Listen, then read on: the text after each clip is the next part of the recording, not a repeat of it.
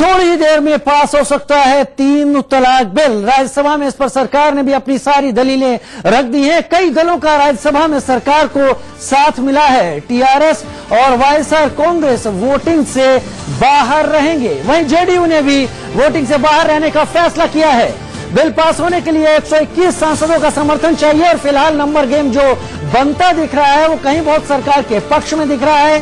कानून मंत्री रविशंकर प्रसाद ने इस बिल को पेश करते वक्त राज्यसभा में ये बात साफ कही थी कि इसके पीछे केवल और केवल मुस्लिम महिलाओं के भले की सोच है। सरकार की उम्मीद है कि मुस्लिम महिलाओं का भविष्य सुरक्षित रहे। इस पर जो तमाम चीजें चलती चली आ रही हैं उन पर रोक लगनी चाहिए।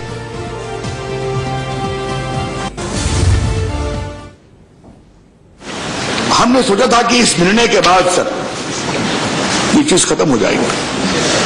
सर हमारे पास जो जानकारी प्राप्त हुई है सर ये हम प्राप्त कर सके हैं, इससे सैकड़ों अधिक हो सकते हैं सर। सुप्रीम कोर्ट के फैसले के बाद सर 574 3 तलाक के मामले आए सर और सर जिसमें 345 till 24th of July 2019 so recent are there, that is after the Supreme Court judgment. Sir, when recurrence were happening, हम ऑर्डिनेंस लेके आए सर। ऑर्डिनेंस के बाद 101 मामले हुए sir. I have got all the newspaper reports sir. I don't want to quote. रोटी काली हो गई, triple तलाक। पति ने सब्जी के लिए पैसा मांगा, ट्रिपल तलाक। सर एक और रोचक बात यह है सर कि he was forcing the wife, he was a mobile vendor sir, कि पत्नी के अश्लील वीडियो बनाए, उसने विरोध किया तो ट्रिपल तलाक। Sir I got all the materials with me sir, they are all full, the newspaper reports are with me sir। अब सर मैं एक सवाल अपने सामने करना चाहते हैं, इस मुल्क की खवातीनों के बारे में हम क्या कहें कि जजमेंट हो गया है लेकिन कार्रवाई नहीं हो रही है, इसलिए हम लॉ लाए हैं, because law is a deterrence. सबसे ज्यादा इंपॉर्टेंट इस बिल में बात है वो महिला सशक्तिकरण की बात है। पर हम जब Muslim women protection of rights on marriage bill की बात करते हैं तो सिर्फ एक महिला की बात नहीं करते हैं, इसमें फैमिली यूनिट आती है, उसमें हस्बैंड आता है, बच्चे आते हैं, कम्युनिटी आती है और बाकी सारी महिला भी आती हैं। तो ये बिल अगर हम उस तरीके से देखें तो दो चीज बहुत अहम है। एक तो सुप्रीम कोर्ट का जजमेंट और दूसरा ये इक्वालिटी बिफोर लॉ है उसकी बात। महिला सशक्तिकरण के इस बैकग्राउंड में हम ये दो चीज हम भूल जाते हैं कि सुप्रीम कोर्ट के मेजॉरिटी डिसीजन ने तो ऑलरेडी बता दिया कि ये सेक्शन 2 आर्बिट्ररी है, स्ट्राइक डाउन कर दिया है, तो उसके तहत ये कानून रहता ही नहीं है, वो आर्बिट्ररी है, तो ये प्रैक्टिस नहीं होनी चाहिए, वो इलीगल ठहरा दिया गया है। ये क्योंकि इस्लामी कानून है, इसको जो मुस्लिम मजलिस लॉ जो है उसके एक संस्था है, ये उनको करना चाहिए था और मुझे अगर यकीन है कि अगर आप उनको वक्त देते वो ये कर लेते, क्योंकि कोई भी आप देखें कई इस्लामी मुल्क हैं जिसमें कि ये नहीं है, उनने इसको रद्द कर दिया है ट्रिपल तलाक को। मगर साथ साथ जो आपने पीनल क्लॉज लगाया है कि 3 साल आप इसको कैद करेंगे, पैसा भी इसका खींचेंगे, उसके खिलाफ हमें कि अगर आपने इसको 3 साल बंद कर दिया तो इनका अगर रेंट का मकान है उसका कौन देगा, बीवी का घर का खर्चा कौन देगा, बच्चों के स्कूल का खर्चा कौन देगा। हम इसके लिए कहते हैं कि ये जो है ना, ये सेक्शन जो है इसको करना नहीं चाहिए, क्योंकि इससे वो घर बैठ जाएगा।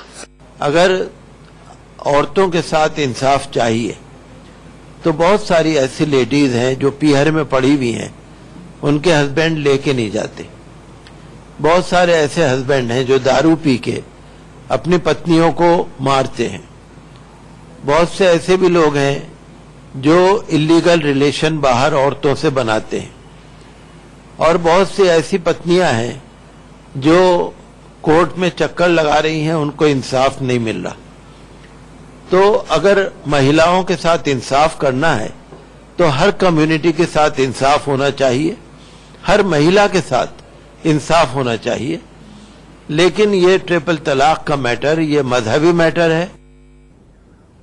रविशंकर प्रसाद याग्निक और इसके साथ आपने मुफ्ती मुकर्रम को भी सुना, लेकिन इस बीच गुलाम नबी आजाद ने 3 तलाक बिल पर सरकार को कटघरे में खड़ा किया है। आजाद का कहना है कि सरकार लिंचिंग पर कानून नहीं लाई, लेकिन 3 तलाक की उसको फिक्र है। एक है, लेकिन इसके पीछे राज और दूसरा बिल है डिस्ट्रक्शन ऑफ बिल है protection of Muslim women rights on marriage. लेकिन मकसद है डिस्ट्रक्शन ऑफ मुस्लिम फैमिलीज। और इस बीच माजिद मेमन ने इस मुद्दे पर क्या कुछ कहा, ये वो सुन लेते हैं। Precondition for claim of separate maintenance is that you must live separately from your husband. So I'll take one or two days. Thank you. Just important. Now, number 2 is that the moment the woman goes to the court, please see the practical what you are saying in law. When the woman goes to the court for separate maintenance and the man is in prison, he is unable to earn.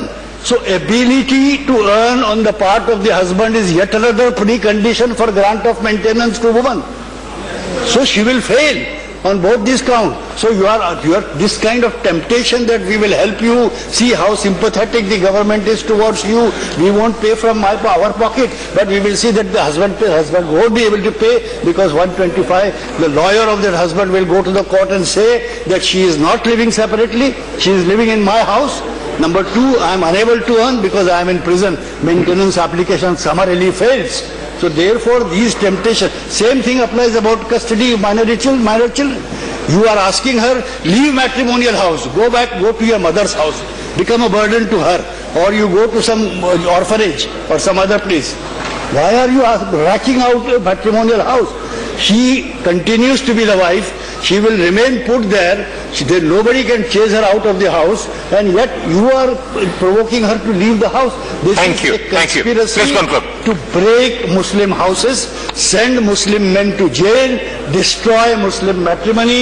This is not Khana Abadi. This is Khana Barbadi. Thank you. I would Thank you. therefore honestly Message request from Lok Sabha. to kindly- Secretary. एक बड़ा मुद्दा है जिसका काफी लंबे वक्त से इंतजार था। इस मुद्दे पर क्या हो रहा है, क्योंकि लोकसभा से पास होता था, राज्यसभा में अटक जाता था और उम्मीद जताई जा रही कि राज्यसभा में ये बिल बस पास होने के नजदीक है। हमारे साथ एक बड़ा पैनल इस वक्त जुड़ रहा है। हमारे साथ शहजाद पूनावाला इस वक्त जुड़ रहे हैं, हमारे साथ यासिर जिलानी मुस्लिम राष्ट्रीय मंच के जुड़ रहे हैं, हमारे साथ स्वाहीन कौसर जुड़ रही हैं जो कि मुस्लिम स्कॉलर हैं, और इन तीनों से हम बात करेंगे इस पूरे मुद्दे पर। लेकिन उससे पहले अपने दर्शकों को लगातार यहां पर यह बता दें कि सभी दर्शक, इस वक्त सबसे बड़ी खबर यही हो सकती है कि यहां पर 3 तलाक का जो मुद्दा है वो अपने आप में एक बड़ा मुद्दा था। अब उम्मीद यह है कि सरकार को जो नंबर गेम है, उस नंबर गेम में कहीं बहुत राज्यसभा में एक समर्थन हासिल होता हुआ दिख रहा है, क्योंकि तमाम लोग इसमें वोटिंग से बाहर हैं। शहजाद, सबसे पहले आपके पास आना चाहूंगा मैं। यहां पर इतने दिनों से ये मुद्दा घूम रहा था लोकसभा यानी निम्न सदन के गलियारों में। आज उम्मीद ऐसी जग रही है कि राज्यसभा में ये अपने हल की तरफ आगे बढ़ रहा है। इस पल को, इस मुद्दे को इस वक्त किस तरह से देख रहे हैं आप? ऐतिहासिक पल है। पुरुषवादी लोगों का जो महागठबंधन है, उनके अटकाने लटकाने और भटकाने की स्ट्रैटेजी के बावजूद भी सरकार इस मुद्दे पर कटिबद्ध रही और शायद नंबर जुटा पाएगी जहां पे उनकी बहुमत नहीं है। मुझे लगता है कि जो 86 में शाहबानू के समय इस देश में एक बहुत बड़ी गलती सरकार ने की, उसको रिडीम करने का मौका कांग्रेस के पास था, पर कांग्रेस और तमाम विपक्षी दल जिस तरीके से उन्होंने बर्ताव किया है, कहीं ना कहीं आज भी वो मुस्लिम कट्टरपंथियों की अपीजमेंट पॉलिटिक्स में लगे हुए हैं और मुझे लगता है कि इसका खामियाजा उनको भुगतना पड़ेगा। फाइनली ये कहना चाहता हूं कि पाकिस्तान जैसे मुल्क में भी इस प्रोविजन को क्रिमिनलाइज किया गया है ताकि उसका डिटरेंस इफेक्ट हो। पाकिस्तान इस्लामिक काउंसिल ने ये रिकमेंडेशन दी है। 22 मुस्लिम मुल्कों में ये बैंड है, ट्रिपल तलाक इन वन सिटिंग। भारत में ऐसा क्यों ना हो, जहां पे सेक्युलर देश है, जहां पे हिंदू के लॉज में 50 के दशक में रिफॉर्म हुआ और वहां की महिलाओं को न्याय और इंसाफ मिला। तो मुझे लगता है कि आज कांग्रेस के पास एक अवसर था और वो अवसर गंवाने की फिराक में आज भी लग रही है। अवसर गंवाने की फिराक में आज भी लग रही है। लेकिन हमारे साथ शाहीन कौसर जुड़ी हुई हैं, मुस्लिम स्कॉलर हैं। उनसे बेहतर शायद इस मुद्दे को नजदीकी से, शिद्दत से कोई नहीं शायद समझ रहा होगा। कौसर भी, आप क्या समझती हैं इस मुद्दे पर, अगर राज्यसभा में ये पास हो जाता है कितना फर्क पड़ेगा मुस्लिम महिलाओं को और इस मुद्दे को? जो ये मुद्दा है बहुत ही इम्पोर्टेंट, बहुत ही अहम मुद्दा है और इससे जो है मुझसे बेहतर जो है नहीं कोई समझ सकता। मैं एक लेडीज हूँ, एक महिला हूँ और महिलाओं का जो दर्द है बखूबी मैं समझ सकती हूँ।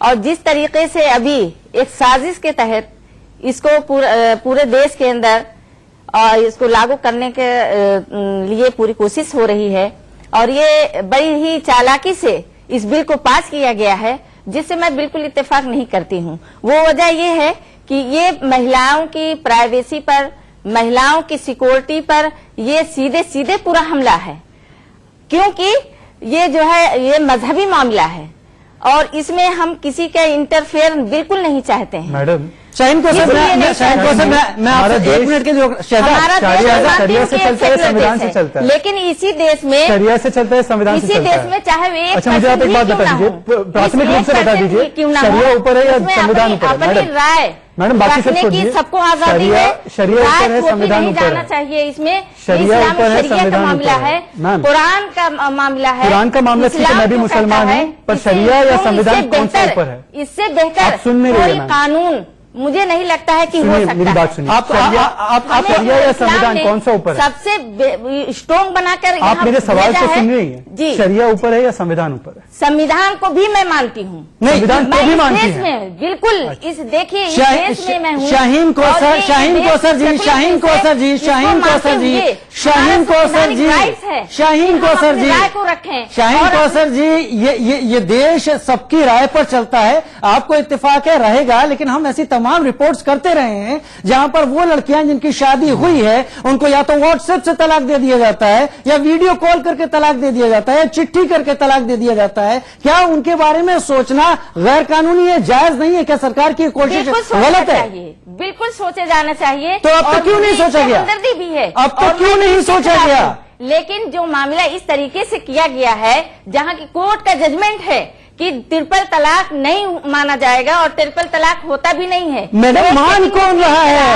आज नहीं होती है, शाहीन इस्लाम भी कहता है। शाहीन कौसर जी, सारी सब लोग बात करते हैं। यासिर जिलानी, जिस तरह से शाहीन कौसर यहाँ पर बात कर रही हैं कि वो सरकार के तरीकों पर शक जाहिर कर रही हैं, उनका कहना ये गलत है, आप कैसे लेते हैं? मुझे एतराज है।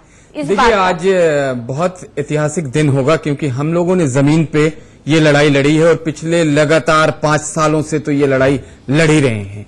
आज आप यकीन माने मैं उस लम्हे का इंतजार कर रहा हूं जिस वक्त मेरे कानों में ये आवाज आई कि ये बिल पास हो गई और जो जेंडर इक्वालिटी और जेंडर जस्टिस की बात करते करते आज हम लोग थक चुके थे।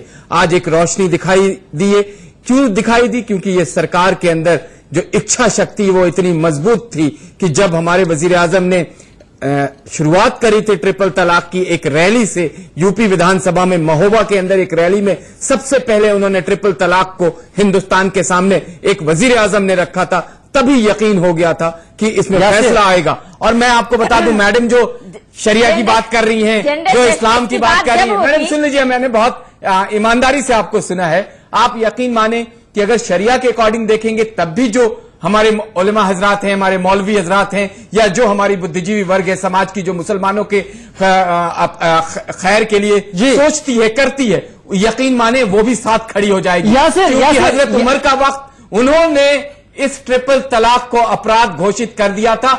चौथे खलीफा थे 1400 साल पहले। वही अपराध जब घोषित किया तो उन्होंने कोड़े मारने का हुक्म दिया। उसको आप कैसे डिनाई करेंगे? आप हजरत अली और हजरत उमर से बड़े नहीं हो सकते। यासिर सवाल यही है, यासिर सवाल यही है कि आखिर आज इसको कुछ लोग जायज ठहराने की कोशिश क्यों करते हैं, कुछ खिलाफत क्यों करते हैं? हिना हमारे साथ जुड़ी हुई हैं और ट्रिपल तलाक को अगर जो सबसे गहराई से जिसने महसूस किया है वो शायद हिना है, क्योंकि वो शिकार रही हैं इस ट्रिपल तलाक की, जहां पर जबरदस्ती उनकी जिंदगी को रुसवा कर दिया गया। हिना, अगर आज ये बदलाव होता है आप क्या कहेंगे? दिल कैसा महसूस करेगा आपका? ये तो मेरे लिए बहुत अच्छा दिन है कि आज ये बिल पास होगा और हम जैसे मेरे हस्बैंड ने मुझे फोन पे तलाक दिया था, उसे सजा होनी चाहिए। जैसे मैडम ने कहा कि अभी कुछ कहा था मैम ने, ये थोड़ा गलत बोल गई थी, ऐसा नहीं बोलना चाहिए। मजहब में, हमारे मजहब में है, मैं मानती हूँ 7 है, बट उसके हिसाब से है। पहली है तो उसे दर्जा दिया गया है, तब दूसरी है। और आज की डेट में पहली का कर्जा नहीं, पहली को पता नहीं है, दूसरी का नहीं, दूसरी को पता नहीं है, तीसरी का नहीं। गलती, तो ये गलत है, उसे सजा होनी चाहिए। मैडम आप जी आप बोलो, बोलने दीजिए उनको, बोलने दीजिए ना। देखो बुरा मैडम आप सही गलत कुछ नहीं है, गलत कुछ नहीं है, गलत कुछ नहीं है। ये तो बोलने दीजिए, आप भी नहीं बोलने देंगे। हमारे हक के लिए आ रहा है। आज से पहले कौन सा मुसलमान में या कांग्रेस में किसी ने कौन सा ऑप्शन उठाया था? आज मोदी ने अगर ऑप्शन उठा दिया तो आज आप लोगों को तंग हो रहे हो, आप परेशान हो रहे हो। हम जैसी बेटियों की तरफ देखिए जिसके पास खाने को नहीं है, पहनने को नहीं है, और वकील की कोर्ट में होने चाहिए पैसे, जब उसकी जेब में डालेंगे तब जाके वो केस लड़ेगा। उसके पास होगा तभी तो डालेगी, वो बेचारी नहीं होगा तो कहाँ होगा? शाहीन से एक सवाल पूछना चाहता हूँ। शाहीन कौसर, सती भी मजहबी मामला था, डाउरी भी मजहबी मामला था, उसकी आड़ में महिला के अधिकारों पर हनन नहीं हो सकता। आप हिना को देखते हुए ये सीधे मुंह से कह सकती है, उनकी आंखों में आंखें डालते हुए ये कह सकती है कि जो इंसाफ आज इनको मिलेगा ये नहीं मिलना चाहिए आपके सो-कॉल्ड मजहबी मामले के चक्कर में? से मुझे बिल्कुल हमदर्दी है और हमदर्दी है। आपने क्या किया उसके पति के खिलाफ? आप लोगों ने न्याय दिलाया चाहूंगा मैं थोड़ी देर के लिए बनाया गया उसके तहत जो है मैं थोड़ी देर के लिए रोकना चाहूंगा क्योंकि